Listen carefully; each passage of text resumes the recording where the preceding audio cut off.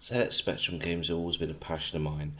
I had one back in the day, and I love the Spectrum. I played a lot of the games.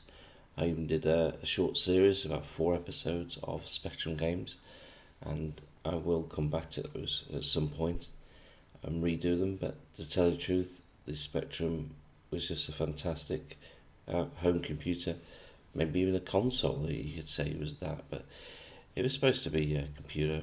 My dad used it for programming a copy of Pac-Man. I still don't know why. I think he was bored. I watched him create and code a version of Space Invaders, which to me was amazing, but it took him about a week.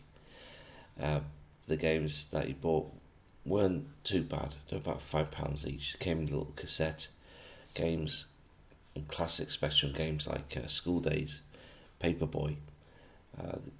It was just so different to especially Paperboy, to the arcade version, but they were great on the Spectrum because they weren't too bad. All the games seemed to be a bit clunky anyway. But, Daley Thompson's Decathlon was an old favourite of mine. Jet Set Willy as well, which I kind of gave up on because it was insanely crazy difficult. The Hobbit Text Adventure, all sorts of games. So even the early version of Space Harrier, but this game was my favourite, and I love playing that game. So when I heard that the Nintendo Switch was bringing out a game called Deep Ones, which was kind of a tribute to ZX Spectrum games, especially I'd say Jet Set Willy, because it has that kind of level and look to it. I mean, the creative level designs are very clever. I do find myself replaying for a good 10-20 minutes. This particular part here drove me insane. It's just so well crafted. Now I'm trying to get this review done. I've got a stinking head cold, so I sound a bit muggy.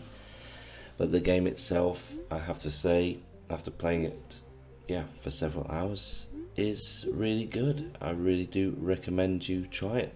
My quick reviews are usually on point. When I play a game for a few hours, that's usually long enough for you to get a feel of the game. Obviously, if the game is going to be huge, epic, it's going to take me longer to review the game, but quick reviews, it's easy to see that this game is a lot of fun. The control system isn't too bad. I found it really responsive on the Switch.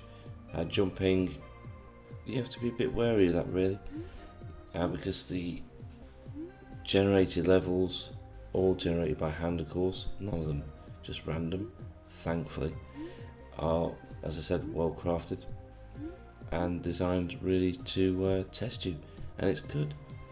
We did a shark chase scene earlier on, which was really good, and I enjoyed that, which is more of that, and I was really impressed. Well, graphics wise, I know what you're thinking. It is Spectrum-y, and it's not a bad thing, because I love the Spectrum. I liked some of the games. Some of them are really awful, some of them are great. But this game has it all really. It's challenging, it looks great, sounds great, and I do recommend you try the game out. The only negative about this is when you're shooting your weapon, it doesn't really seem that responsive, especially when you're jumping. I find enemies that are kind of in mid-air are quite difficult to hit with that when you're trying to find the right button. But don't let that mechanic put you off just because the aiming and shooting seems to be a little delayed. I feel like the jumping is not quite there, but again it feels like a Spectrum game because the response on the Spectrum games wasn't that great either. I think I can't even remember the name of the bloody game, but there were games that were just really, really slow and just not that responsive. Playing Commando, stuff like that, the bullets would fire a second after I pressed the button. Stupid things like that. I think the game's idea is to make you feel like you're definitely underwater, and I do get that feeling that I am underwater. I mean, doing jumps, even simple little jumps, is a kind of a worrying time. I think the save spots should be a lot closer because the game does test you. And because obviously, I'm playing this in dot mode, portable mode would be pretty difficult because the bullets and projectiles are so small that you can't always see them coming, so you have to have your eyes peeled, especially my old eyes, being an old man now, an old man gamer. But this game is definitely worth picking up. It's £4.49 and there's a discount in the store at the moment, which is definitely worth checking out.